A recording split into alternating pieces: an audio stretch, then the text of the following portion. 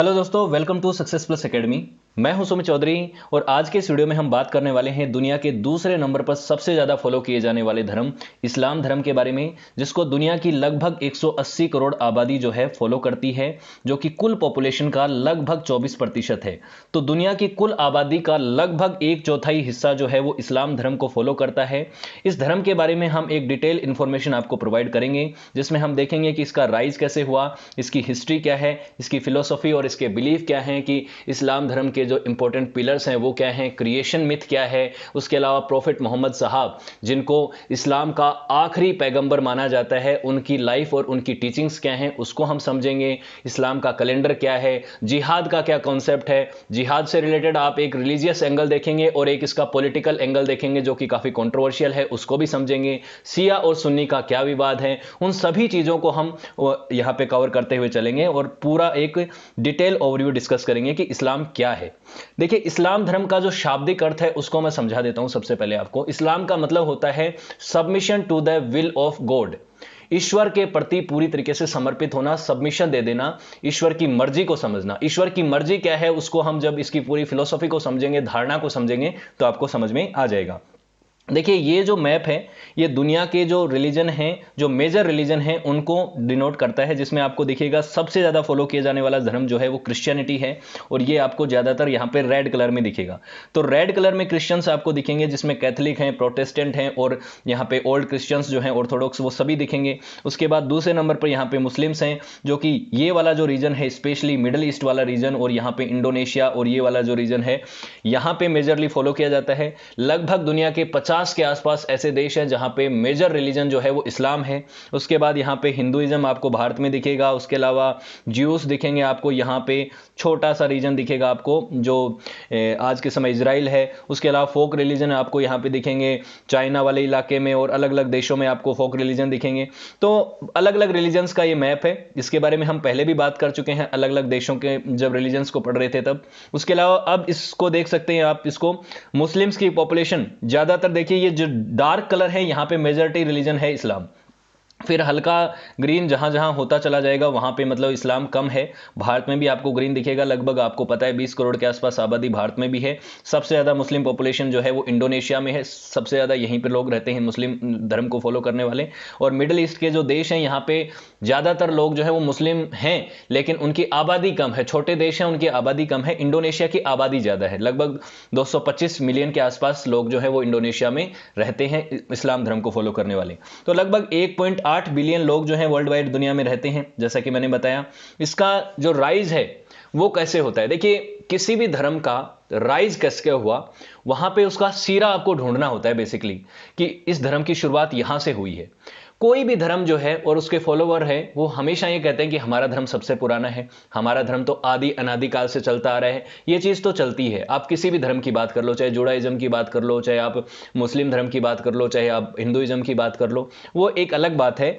लेकिन जो modern day इस्लाम है उसकी शुरुआत होती है मक्का में, और प्रॉफिट मोहम्मद साहब जो हैं उनका जन्म होता है सऊदी अरब में। सऊदी अरब में उनकी टीचिंग से ही आज का जो इस्लाम है वो निकला है। उससे पहले अब्राहमिक रिलीजन का पार्ट था इस्लाम, जिसमें आपको प्रॉफिट मूसा, आदम और उसके अलावा अब्राहम, ये सब लोग दिखते हैं। लेकिन ये प्रॉफिट मोहम्मद साहब के बाद जो रिलीजन एकदम सेपरेट हो गया पहले वाले अब्राहमिक रिलीजन से, उसको हम इस्लाम आज के टाइम पे जानते हैं। तो प्रॉफिट मोहम्मद को जो है, प्रॉफिट मोहम्मद जिनको the be peace upon him कहा जाता है, पैगंबर साहब, इनकी लाइफ से शुरू होता है, इनके बाद से इस्लाम का राइज माना जाता है। तो ये एक ट्रू फाउंडर माने जाते हैं इस्लाम के।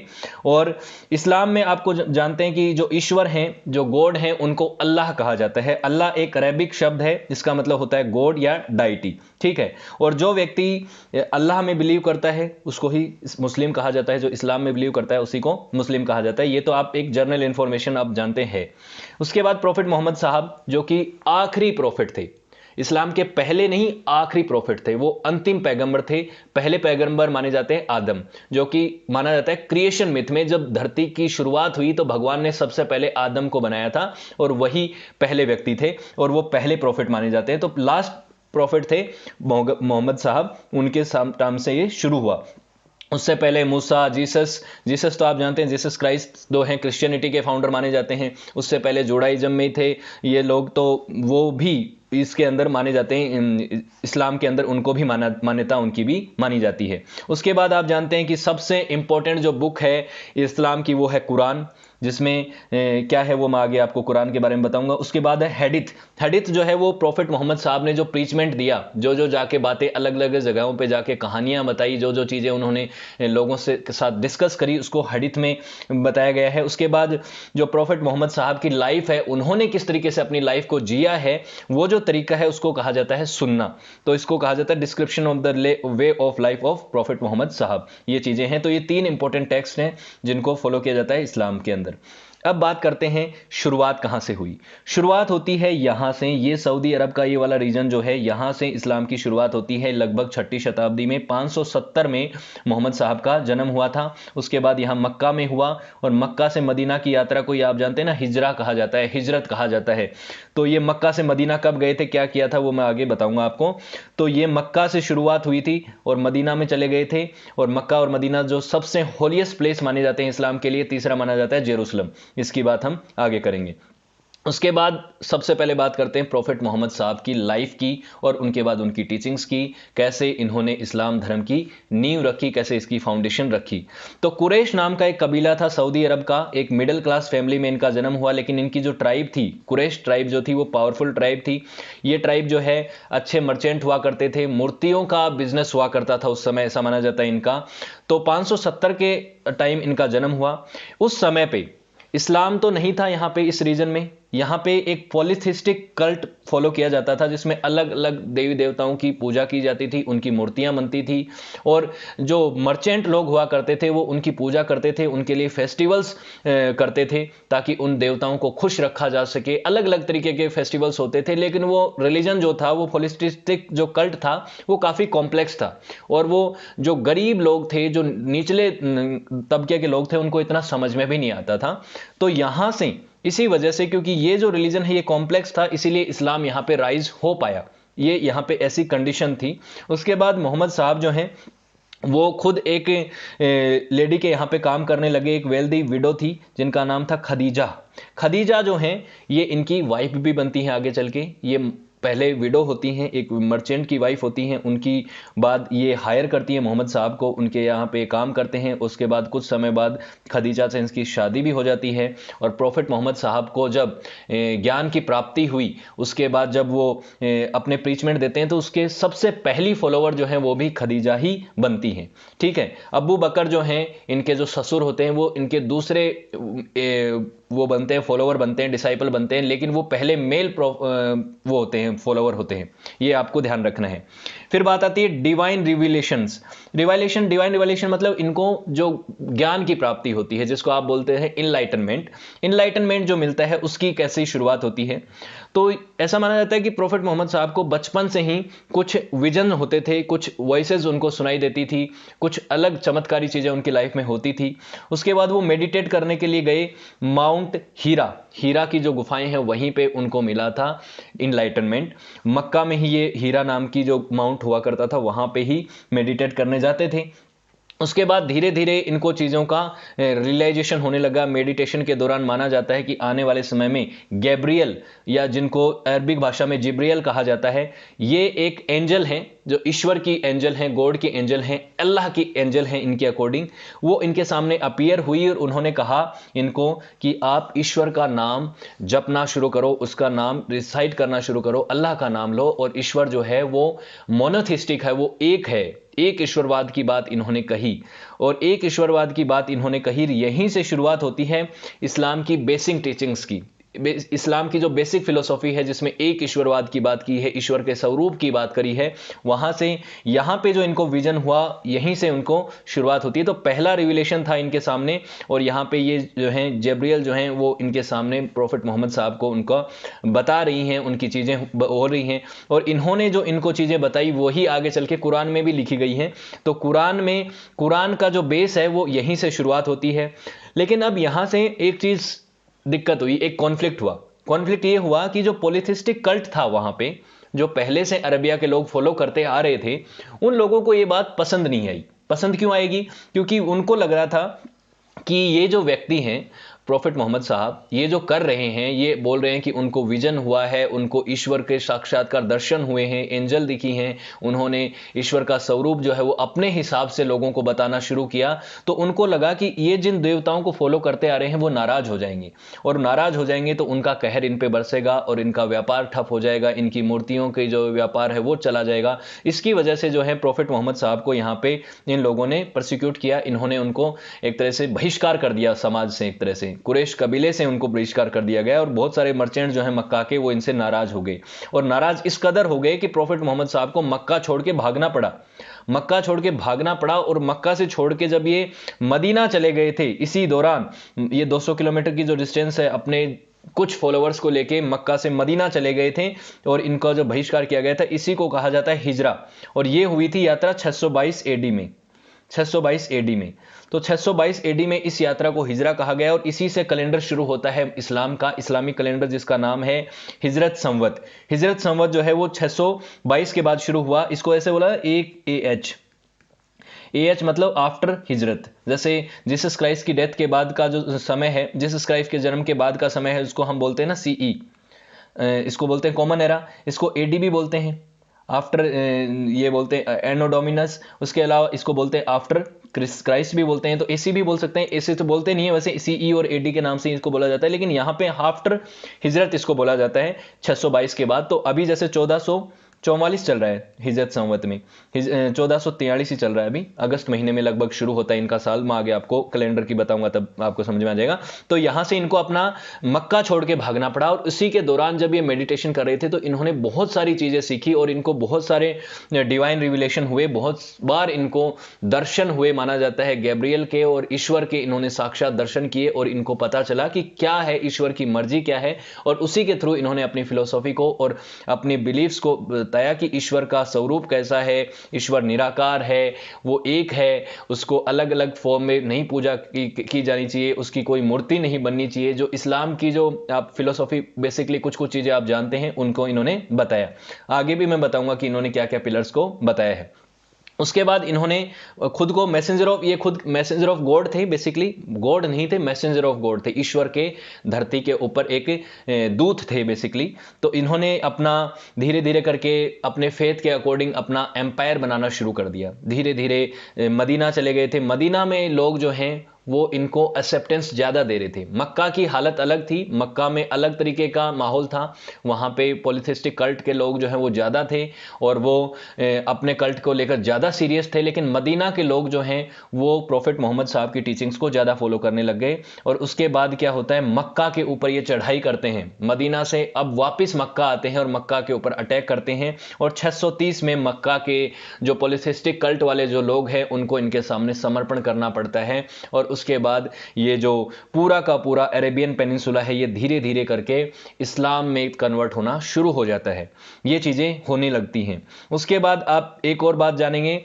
जो एक फेमस स्टोरी है द नाइट जर्नी और एसेक्शनेशन ऑफ प्रॉफिट। जो प्रॉफिट मोहम्मद साहब की जो यात्रा है, स्वर्ग की यात्रा है, उसके बारे में क्या है कि एक इनका घोड़ा होता है जिसका नाम है बुराक।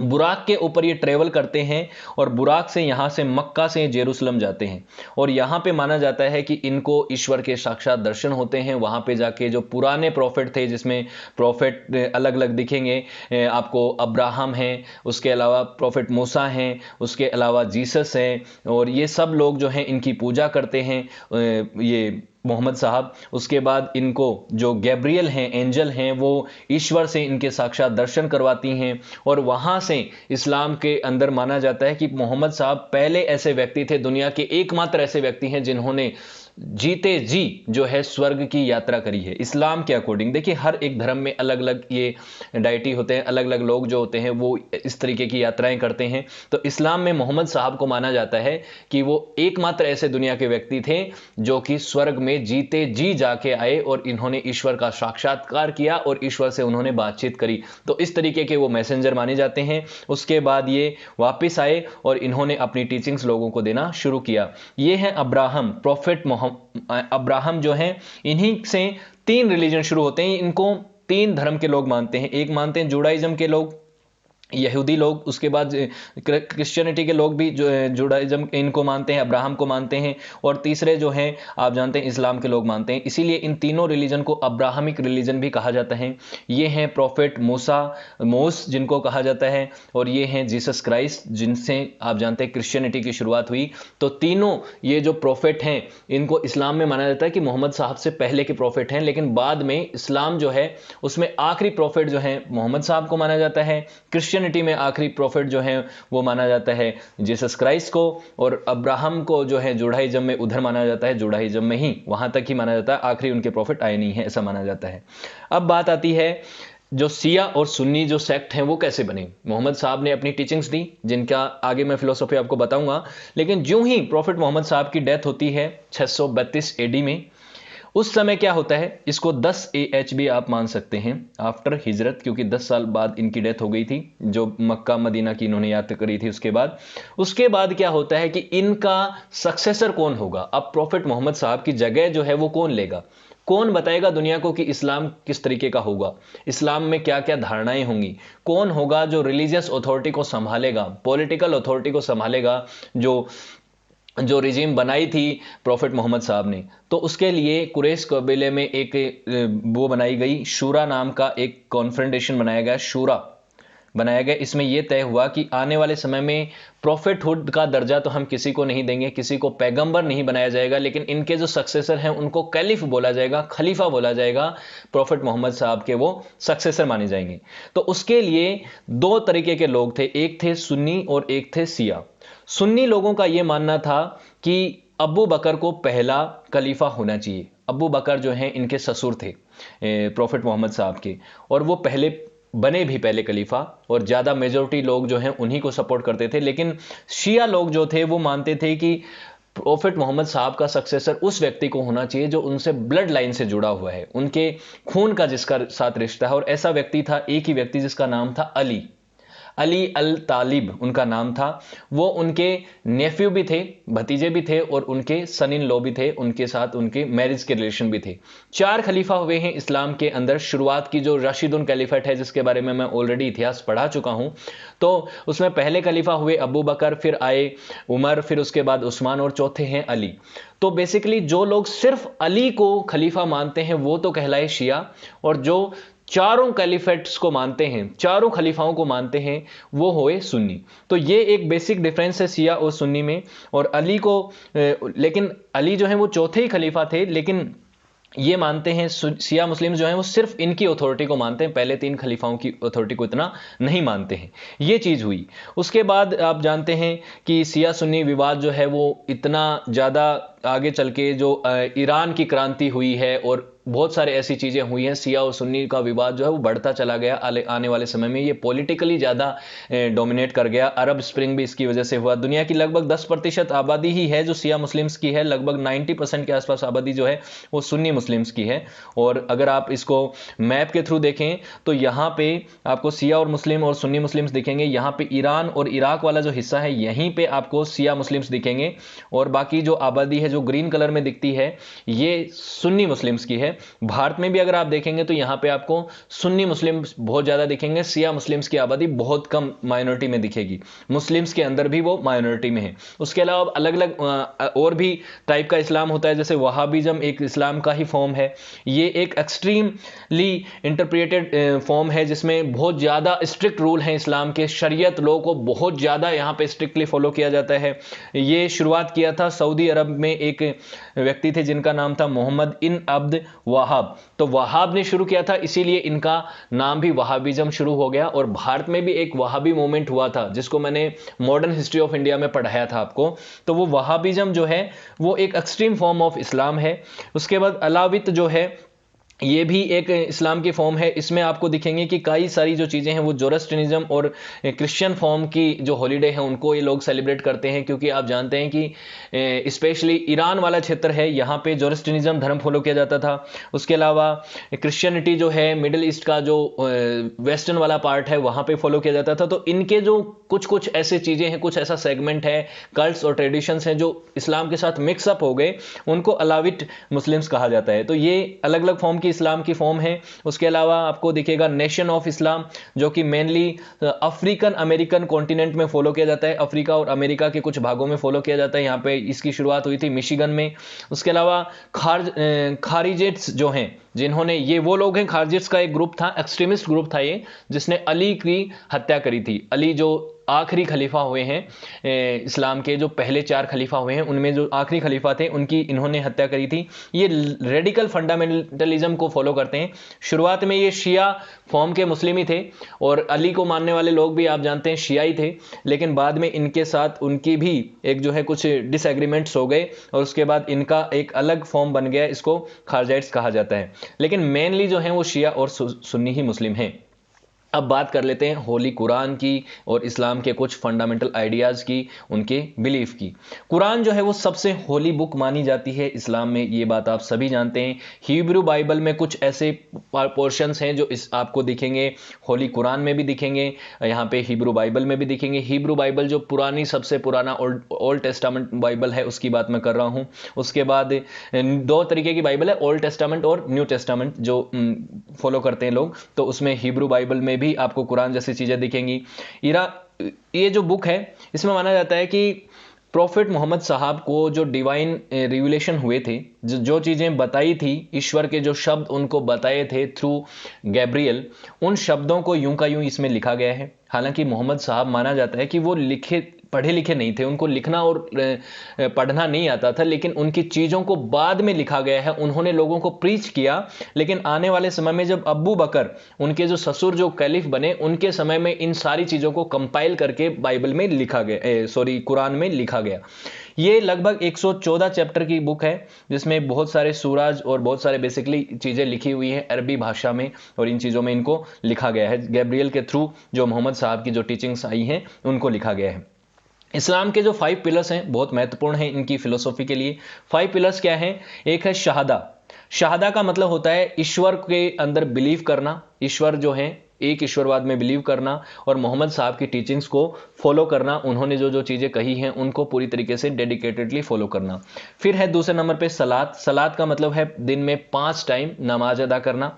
तीसरे नंबर पे है जकात। जकात का मतलब होता है डोनेशन, यानी कि दान पुण्य करना, अपनी जो कमाई है उसका कुछ हिस्सा डोनेशन के तौर पे दे देना। फिर है स्वाम। स्वाम का मतलब होता है रमजान के महीनों में, रमजान का जो महीना होता है उसमें उपवास रखना। और हज का मतलब है अपनी लाइफ के किसी भी एक टाइम पे आपको मक्का की यात्रा करनी है, मक्का मदीना की यात्रा करनी है, क्योंकि आप जानते हैं कि मक्का मदीना और जेरूसलम जो है बहुत ही होली प्लेस हैं और हिजरत की जो यात्रा है वो बहुत ही सबसे होली यात्रा मानी जाती है पूरे इस्लाम धर्म में, तो ये इसको बोलते हैं हज। उसके बाद है शरीयत लो या शरिया लो। क्या है इसको समझते हैं। शरिया लो है, ये कई बार आपने सुना होगा, बहुत बार ये कंट्रोवर्सी में भी रहता है, क्योंकि इसके कई बार पॉलिटिकल मीनिंग अलग हो जाते हैं, इसके जो तरीके हैं फॉलो करने के वो अलग अलग देशों में शरीयत के लो हैं, उनका अलग अलग तरीके से इंटरप्रिटेशन होता है। बेसिकली ये क्या है, एक लीगल सिस्टम है इस्लाम का, ये एक faith based code of conduct है। मुस्लिम्स जो इसको फॉलो करते हैं हर एक एस्पेक्ट के बारे में बात करता है लाइफ में, ये कि आपको मॉरल प्रिंसिपल्स को कैसे फॉलो करना है, मैरिज से रिलेटेड क्या लॉज हैं इनके, ड्रेस के लेकर क्या लॉज हैं, ड्रेस किस तरीके की पहननी चाहिए औरतों को, पुरुषों को कैसी पहननी चाहिए, सारी की सारी चीज़ें इसमें इन्होंने बता रखी हैं शरीयत के लॉ में। उसके अलावा आपको शरीयत में एक जो चीज़ है बहुत बार आपको देखने को मिलती है, वो है हार्श पनिशमेंट।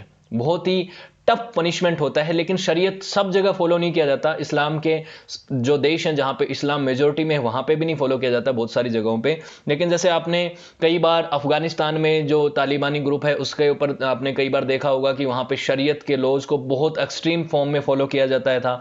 आईएस का जो टेररिस्ट ग्रुप था वो उसको शरीयत के नाम पे ऐसे एक्सट्रीम पनिशमेंट देता था लोगों को, जिसमें होता है कि अगर किसी ने चोरी करी तो उसका हाथ काट दो, अगर किसी ने कोई एडल्ट्री का क्राइम किया है, कोई ऐसा गलत क्राइम किया है, यहाँ पे रेप जैसी चीजें करी हैं, तो उनको डेथ पेनल्टी जैसी चीजें देना और पत्थरों के थ्रू पत्थर मार मार के उसको मार दिया जाए। तो ऐसे एक्सट्रीम फॉर्म के यहाँ पे पनिशमेंट भी आपको देखने को मिलते हैं। लेकिन ऐसा नहीं कि पूरा मुस्लिम वर्ल्ड ही इन चीज़ों को फॉलो करता है और शरीयत के सारे कानूनों को वैसा का वैसा फॉलो किया जाता है जैसे कि शरीयत में बताया। ये अलग अलग टाइम पे फ्रेम किए गए लॉ हैं जो कि किसी ने अपने अपने हिसाब से इनका इंटरप्रिटेशन किया है। तो शरीयत के लॉज हैं ये काफ़ी ज़्यादा वैसे लॉ माने जाते हैं, कंट्रोवर्सी में रहते हैं। अब बात करते हैं क्रिएशन मिथ की। कि धरती का निर्माण कैसे हुआ, ईश्वर के फॉर्म जब आप जानते हैं कि देखिए एक तो होता है बिग बैंग थ्योरी और अलग अलग साइंटिफिक थ्योरी होती हैं, उनका क्रिएशन अलग तरीके का होता है, वो साइंटिफिक होता है, लेकिन क्रिएशन मिथ होते हैं हर एक धर्म में। हर धर्म में कोई धर्म में कह देते हैं कि धरती फ्लैट है, किसी को कहा जाता है कुछ कुछ में कुछ। तो यहाँ पे कुरान में क्या कहा गया है, कुरान में कहा है कि अल्लाह जो ईश्वर हैं उन्होंने हेवन और अर्थ को बनाया और 6 दिनों में बना दिया, 6 योम में बना दिया, योम में बनाया। योम एक शब्द है, इसका वैसे शाब्दिक अर्थ होता है अरब में, अरबी भाषा में दिन, डे, लेकिन यहां पे डे का मतलब ये नहीं है जो आज हम दिन करते हैं ना 24 घंटे का। यहां पे डे जो है वो एक एरा है, एक शब्द है। ये युआम जो है इसका मतलब होता है, यहां पे डे जो है ऐसा माना जाता है कि 50,000 साल का एक दिन होगा, यहां पे 10,000 साल का एक दिन है। मतलब ये क्रिएशन मिथ है, तो इसमें आपको माइथोलॉजिकल चीजें ऐसी मिलेंगी कि ये ईश्वर जो है उन्होंने 6 दिन में पृथ्वी को बनाने में टाइम लिया, उसके बाद इन्होंने अपना यहाँ पे खुद का जो है एक एम्पायर बना लिया और खुद उस थ्रोन पे बैठ गए, क्योंकि उनको ये मैनेज करना था, इस धरती को उन्होंने बनाया है तो ईश्वर ने उसको मैनेज भी करना था, क्योंकि क्रिएशन जो है वो कंटिन्यूस एक फिनोमिना है, वो पूरी तरह से कभी खत्म नहीं होता और ये प्रोसेस जो है वो चलता ही रहा। उसमें ईश्वर ने ह्यूमैनिटी को बनाया, ह्यूमन को बनाया, उसके बाद जानवरों को बनाया, पेड़ पौधों को बनाया, हेवन को बनाया, इन सारी चीज़ों का यहाँ पे क्रिएशन में जिक्र कर रखा है। उसके बाद इन्होंने कहा कि सारी चीज़ें, सारे ऑब्जेक्ट्स और सारे के सारे क्रिएशन सब्जेक्ट्स को इन्होंने बनाया है। और इंसान की बात आ जाती है तो उसमें आप जानते हैं कि जैसे क्रिश्चियनिटी में एडम और ईव की कहानी है, उसी तरह से यहाँ पे एडम और हवा की है। हवा मतलब ईव ही है, यहाँ पे हवा को कैसे बनाया उसकी बात करते हैं। तो पहले प्रोफेट जो हैं वो आदम माने जाते हैं, यहाँ पे उसको एडम बोल दीजिए या आदम बोल दीजिए आप। इनको इन्होंने बनाया मड और क्ले से, क्ले से इसको बनाया गया। उसके बाद आदम जो है आगे चल के अपनी फैमिली शुरू कर सकें और आने वाले समय में जो है आदम के साथ उनके बाद ह्यूमैनिटी का विकास होता जाए और आने वाले समय में ह्यूमन बींग्स जो हैं वो इनहेबिटेंट हो जाएं पूरे के पूरे अर्थ के ऊपर। तो उसके लिए उनका एक मेट बनाया गया, सोल मेट जिस जैसे बोलते हैं वैसे ही मेट बनाया गया। आदम के जो मेट हैं वो हैं हवा, यानी आदम और हवा, आदम या ईव इसको बोल सकते हैं। ये क्रिएशन मिथ है, इसमें इन्होंने इस चीज को इस तरह से बताया गया है। उसके बाद इस्लामिक कैलेंडर की बात मैं पहले ही कह चुका हूं कि हिजरा कैलेंडर जो है या हिजरा, इसको लूनर कैलेंडर भी कहते हैं, क्योंकि ये लूनर मतलब चंद्रमा, चंद्रमा की गणित के हिसाब से चलता है, चंद्रमा की गति के हिसाब से चलता है। कोई सूरज के हिसाब से कैलेंडर होता है, कोई चंद्रमा के हिसाब से होता है। तो ये लूनर कैलेंडर है। 622 में शुरू हुआ जब मक्का से मदीना, जब प्रॉफेट मोहम्मद साहब की जो जर्नी शुरू हुई थी उसके लिए है। रमजान के महीनों की प्रेयर और इनके बारे में इसमें लिखा हुआ है, हर महीने के बारे में।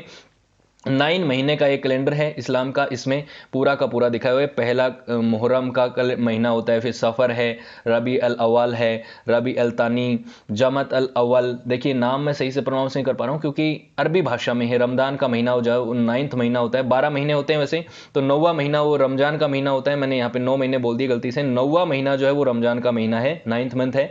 12 महीने होते हैं, दोल हिज्जा है, ये 12वां महीना है। 622 में ये कैलेंडर शुरू हुआ, तो लगभग अगस्त महीने के आसपास शुरू होता है। तो ये 1443 एच चल रहा है, आफ्टर हिजरत संवत चल रहा है ये अभी के समय।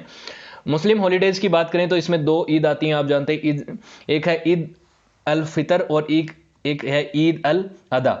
ये शुरुआत होती है प्रॉफिट अब्राहम की, जो सेक्रीफाइस हुआ था अल्लाह के सामने। उन्होंने अपने सन को अल्लाह के सामने जब सेक्रीफाइस किया था उसके लिए फॉलो किया जाता है, इसको सेलिब्रेट किया जाता है। और ईद उल फितर जो है वो रमजान महीने के अंत में फॉलो किया जाता है। इस्लामिक होली मंथ है जिसमें फास्ट रखते हैं पूरे इस्लाम को फॉलो करने वाले लोग। उसके अलावा और भी काफ़ी सारी हॉलीडेज होती हैं, जिसमें एक तो इस्लामिक न्यू ईयर फॉलो किया जाता है। उसके अलावा प्रॉफिट मोहम्मद साहब का जो जन्म हुआ उस डेट को भी ये फॉलो करते हैं, उसमें भी उसको भी फेस्टिवल की तरह मनाते हैं। अब एक कॉन्सेप्ट है जिहाद का।